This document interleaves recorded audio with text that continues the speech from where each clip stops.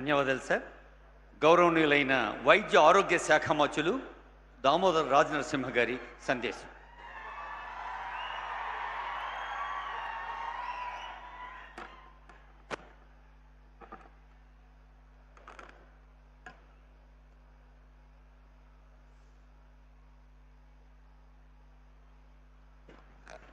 సభా అధ్యక్షులు పెద్దలు ఉత్తమ్ కుమార్ రెడ్డి గారు, తెలంగాణ రాష్ట్ర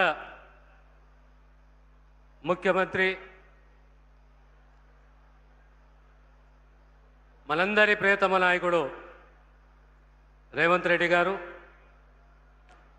సహచర మంత్రివర్యులు వివేక్ వెంకట స్వామి గారు, తెలంగాణ కాంగ్రెస్ అధ్యక్షులు మహేష్ కుమార్ గౌడ్ గారు, జైరాబాద్ ఎంపీ సురేష్ షెట్కర్ గారు, నారాయణఖేడ్ ఎమ్మెల్యే సంజీవరెడ్డి గారు, జూబ్లీస్ ఎమ్మెల్యే నవీన్ యాదవ్ గారు, మిత్రులు మీ అందరి అభిమాన నాయకుడు జగ్గారెడ్డి గారు, నిర్మలా జగ్గారెడ్డి గారు, గిర్ధరెడ్డి గారు, రాజిరెడ్డి గారు, కాటా శ్రీనివాస్ గౌడ్ గారు, ఫహీం గారు, మధు గారు, శశికళ గారు, సంగారెడ్డి జిల్లా వివిధ మున్సిపల్ చైర్మన్లు, ఈనాడు సంగారెడ్డి జిల్లాలో మన ముఖ్యమంత్రి గారికి బ్రహ్మరథం పట్టిన కాంగ్రెస్ అభిమానులు, కార్యకర్తలు, ప్రజలు, మీడియా మిత్రులు మీ అందరికీ కూడా స్వాతంత్ర దినోత్సవ శుభాకాంక్షలు, అభినందనలు. ప్రజాస్వామ్యము, స్వేచ్ఛ, జవాబుదారీతనము, ఓటు హక్కు ఎంత మనకు ఇస్తున్నది బాబాసాహెబ్ రచించిన రాజ్యాంగము. ఈరోజు మనము ఇంద్రమ్మ రాజ్యం అంటాము, ఇంద్రమ్మ కలలంటాము. 1980లో ఇదే మెదక్ జిల్లా ప్రజలు బ్రహ్మరథం బట్టి దేశ ప్రధానిగా మళ్ళీ తిరిగి ఇందిరాగాంధీ గారు ఎన్నుకోబడ్డారు. ఆ చిన్ననాటి ఆనాటి కళ ఏ రకంగా ఇంద్రమ్మ మన ప్రాంతాన్ని పటాన్చెరు పారిశ్రామిక ప్రాంతంగా, బీడీఎల్ ఆర్డినెన్స్ ఫ్యాక్టరీ మన సంగారెడ్డి జిల్లాకు 1970వ దశకంలో తెలంగాణ ప్రాంతంలో ప్రత్యేకంగా తెలంగాణ చరిత్ర అంటే భూపోరాటాల చరిత్ర. ఆనాడు భూమి లేని నిరుపేదలకు భూములే కానీ సుమారు 25 లక్షల ఎకరాల భూములు, పేదవానికి ఇండ్ల స్థలము, ఇండ్లు, ఇవన్నీ మనకు అందించి ఆదుకున్న మహానాయకురాలు ఇందిరాగాంధీ. మళ్ళీ ఈరోజు కాంగ్రెస్ ప్రభుత్వము రేవంత్ రెడ్డి గారి నాయకత్వంలో ఇందిరమ్మ ఇండ్లు, ఇందిరాక్రాంతి పథకము, ఇలా ఆమె స్ఫూర్తితోటి మనం అద్భుతమైన కార్యక్రమాలు చేపడుతున్నాము. దళితులకే కానీ ఆదివాసులకే కానీ ముఖ్యంగా మనం గుర్తుపెట్టుకోవాలి, 1976 సంవత్సరంలో సుగాలిస్ లంబాడాస్ని ఎస్టీ జాబితాలో చేర్చిన ఘనత ఇందిరమ్మది. ఈరోజు 40-45 సంవత్సరాలలో ఏ రకంగా ఆర్థికంగా, సామాజికంగా, విద్యాపరంగా ఈ వర్గాలు మారినాయో, పెరిగినాయో, ఎదిగినాయో ఒక్కసారి మనం ఆలోచన చేసుకుంటే కాంగ్రెస్ ఏ రకంగా అద్భుతమైన కార్యక్రమాలు చేస్తుందనేది మనకు గుర్తొస్తుంది. కాంగ్రెస్ నమ్మేది పేదవాన్ని ఆదుకోవాలి, పేదవానికి మెరుగైన ప్రమాణంతో కూడిన విద్యలు అందియాలి, పేదవాని ఆరోగ్య సంరక్షణ కాంగ్రెస్ ప్రభుత్వానిది. అదే రకంగా మహిళా సాధికారతలో మా ముఖ్యమంత్రి గారు సంపూర్ణంగా విశ్వసిస్తారు. తెలంగాణ రాష్ట్రంలో 1 కోటి మంది మహిళలను కోటేశ్వరులు చేయాలి. ఈరోజు సుమారు 60,000 కోట్ల రూపాయల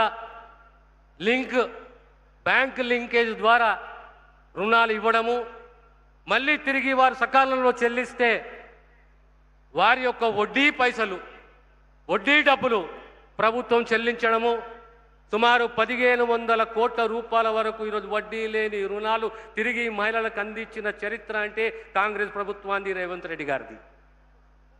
ఇవన్నీ మనం గుర్తుపెట్టుకోవాలి. ఒకసారి ఏ రకంగా తెలీదా రైతు సంక్షేమము,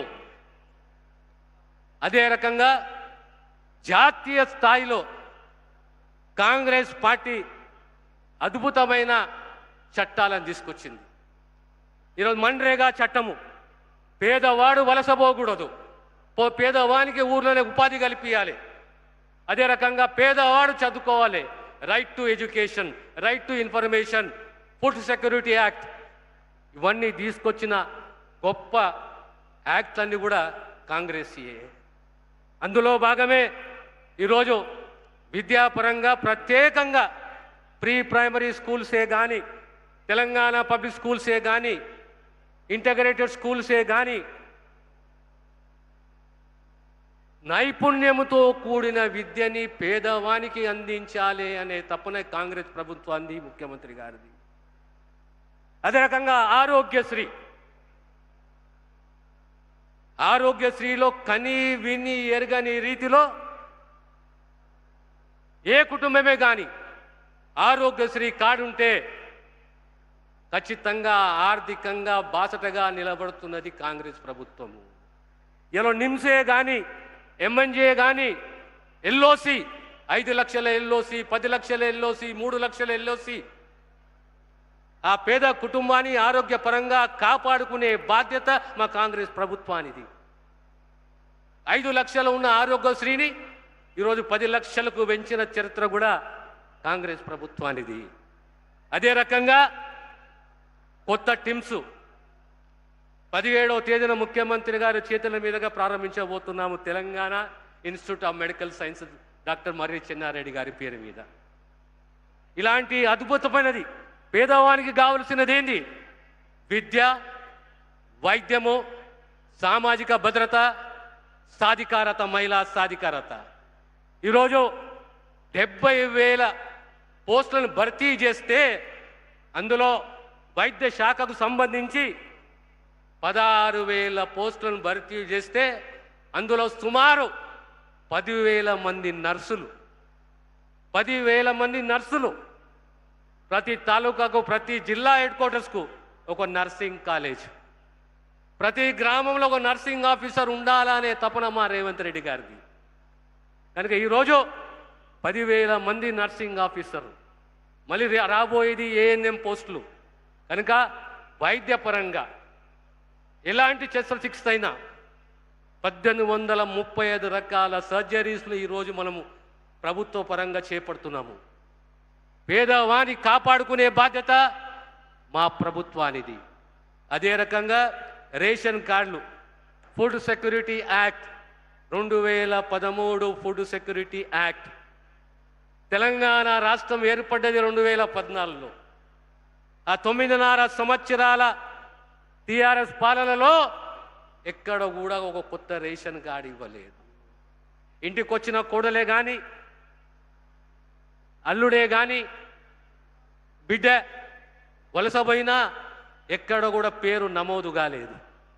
కానీ ఈనాడు రేషన్ కార్డే కాదు, సుమారు 16 లక్షల పైచిలుకు రేషన్ కార్డులు, సుమారు 61 లక్షల మంది కొత్తగా జాబితాలో చేర్చడము, దానికి తోడు దొడ్డు బియ్యము కాదు, ప్రతి పేదవానికి 6 కేజీల సన్న బియ్యం అందించాలనే తపన, ఒక కమిట్మెంట్, ఓ నిబద్ధత మా ప్రభుత్వానికి ఉన్నది. దానికి సంబంధించే ఈరోజు స్మార్ట్ రేషన్ కార్డులు. విద్య రంగాన్ని చూసుకోండి, వైద్య రంగాన్ని చూసుకోండి, మహిళా సాధికారతను చూసుకోండి, రేషన్ కార్డ్స్ తీసుకోండి. దానికి తోడు రోడ్ల నిర్మాణాలే కానీ, పంచాయతీరాజ్ శాఖనే కానీ, ఆర్ఎండ్బి శాఖనే కానీ, ఇరిగేషనే కానీ, ఈరోజు మా ప్రాంతంలో సింగూరు కాలువ ఆనాడు 2005, 2006లో రాజశేఖర రెడ్డి గారు ముఖ్యమంత్రి ఉన్నప్పుడు శంకుస్థాపన చేస్తే ఆ కాలువ ద్వారా పంటలకు నీరు అందించిన చరిత్ర కాంగ్రెస్ అయితే, మళ్ళీ ఈరోజు కాంగ్రెస్ ప్రభుత్వం రేవంత్ రెడ్డి గారి నాయకత్వంలో 1,168 కోట్ల రూపాయలతోటి సీసీ లైనింగ్. ఈరోజు సింగూరు మరమ్మత్కు సుమారు 17 కోట్ల రూపాయలు. ఈరోజు ముఖ్యమంత్రి గారితో విజ్ఞప్తి, మా ప్రాంతము సింగూరు ప్రాంతము ఈరోజు మరమ్మతులు జరుగుతున్నాయి. హైదరాబాద్ కెంచి ఓఆర్ఆర్ కెంచి సింగూరు డ్యాము 50 కిలోమీటర్లు. ఇంత పెద్ద వాటర్ బాడీ, హైదరాబాద్కు దగ్గరున్న వాటర్ బాడీ, ఓ జలాశయము ఎక్కడా లేదు. కనుక మా జిల్లా ప్రజల తరఫున, మా ప్రజాప్రతినిధుల తరఫున ముఖ్యమంత్రి గారితో వేడుకుంటున్నాను, సింగూర్ ప్రాజెక్టుని టూరిజం పర్యాటక కేంద్రంగా తీర్చిదిద్దాలని చెప్పేసి ముఖ్యమంత్రి గారితో విజ్ఞప్తి చేస్తున్నాను. అదే రకంగా కాంగ్రెస్కు చరిత్ర ఉన్నది. బడుగు బలహీన వర్గాలు ఆత్మధైర్యంతో, ఆత్మగౌరవంతో సమాజంలో బ్రతకాలి. బాబాసాహెబ్ అంబేద్కర్ కలలు సాకారం కావాలంటే సమానత్వాన్ని ముందు ప్రోత్సహించాలి. దళిత వర్గాలలో, దళిత కులాలలో కూడా అత్యంత వెనుకబడ్డ జాతులు ఉన్నాయి. ఆ జాతులను గుర్తించాలి, ఆ జాతులను గౌరవించాలి, వారిని విద్యాపరంగా, ఆర్థికంగా, సామాజికంగా సమానత్వం వైపు తీసుకెళ్ళాలి అనే ఓ గొప్ప ఆలోచనతోటి ఆనాడు ముఖ్యమంత్రి గారి యొక్క నేతృత్వంలో ఎస్సీ వర్గీకరణ చేయడం జరిగింది. ఈనాడు ఇదే కాకుండా ఇండ్లు 10 సంవత్సరాల తర్వాత ఏ గ్రామానికి పోయినా ఈరోజు 5 ఇండ్లో, 10 ఇండ్లో, 20 ఇండ్లో, 30 ఇండ్లో మంజూరు అయ్యడం జరిగింది. ప్రతి నియోజకవర్గానికి 3,500 ఇండ్లు మంజూరు చేయడము ఆ పేదవాని కల సాకార దిశగా మా ప్రయత్నం ఉన్నది. ఇకపోతే మీ అందరితోటి విజ్ఞప్తి, ఏ ఆదరాభిమానమైతే కాంగ్రెస్ పార్టీ అంటే విశ్వసనీయత, విశ్వాసము, సమానత్వము, స్వేచ్ఛ. రాజకీయ ప్రస్థానంలో ఓటమి గెలుపు, గెలుపు ఓటమి సహజమే. ప్రజా తీర్పులో ప్రజలను గౌరవించాలి, కానీ ప్రాంతీయ ప్రీతి ఉండాలి, ప్రజలపైన అభిమానం ఉండాలి, తిరిగి సమాజానికి చెల్లించే ఆలోచన ఉండాలి. సంగారెడ్డి జిల్లా, మెదక్ జిల్లా, సిద్దిపేట జిల్లా రాజకీయాలు తాత్కాలికం కాదు, ప్రజా జీవితము తాత్కాలికం కాదు. ప్రజా జీవితంలో మాటిస్తే మాట నిలబెట్టుకునే సత్తా, ధైర్యం ఉండాలి. ఆ కోవకు చెందింది మా పార్టీ, మా ప్రభుత్వము. కనుక ప్రత్యేకంగా యువకులకు సంబంధించి, తెలంగాణ యువతకు సంబంధించి మీకు ఈరోజు skill university, sports university, health sciences university, మీరు నైపుణ్యంతో కూడిన విద్యను అందుకోవాలి. ఈరోజు ఏటీసీలు ఎక్కడ పోయినా మా తెలంగాణ యువకుడు బ్రతకాలి, పోటీ ప్రపంచంలో నిలదొక్కోవాలి. మా బిడ్డలు నర్సింగ్ ఆఫీసర్లు కావాలి, రేపు జర్మనీ, జపాను, ఇంగ్లాండు, ఆస్ట్రేలియా పోవాలి, ఎదగాలే వాళ్ళు. తెలంగాణ స్టేట్, తెలంగాణ రాష్ట్రము ఆరోగ్యపరంగా, విద్యాపరంగా దేశంలోనే ఉన్నత స్థాయిలో ఉందనే దిశగా కాంగ్రెస్ ప్రభుత్వం కృషి చేస్తున్నది.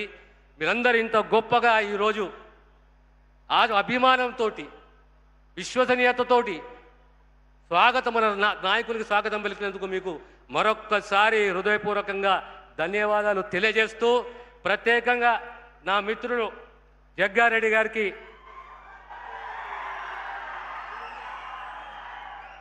ప్రత్యేకంగా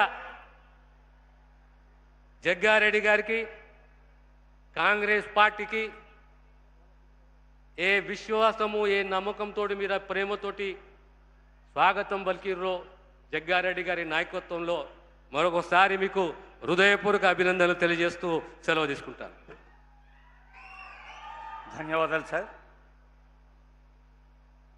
గౌరవనీయులైన ముఖ్య అతిథి మన ప్రియతమ ముఖ్యమంత్రి